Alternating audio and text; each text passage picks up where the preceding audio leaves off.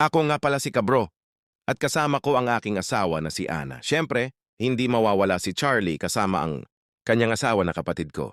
Kaya ayon, parang mini reunion na may halong sightseeing at libreng aircon galing sa bundok.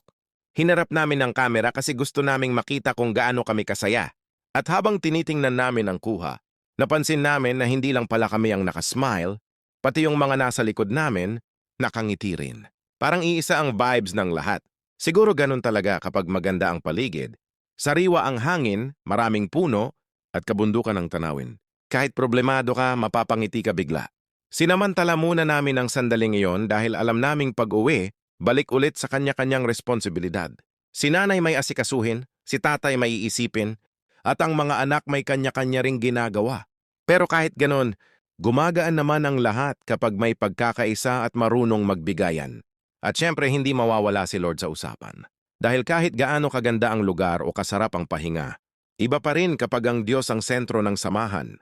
At kung minsan may malihis man ang direksyon, may magpapaalala at magpapaunawa, minsan mahinahon, minsan medyo malakas na ang boses. Pero ang mahalaga, nagtutulungan para maituwid ang bawat isa. Kaya bago ulit humarap sa realidad ng buhay, pahinga muna, tawanan muna, picture-picture muna.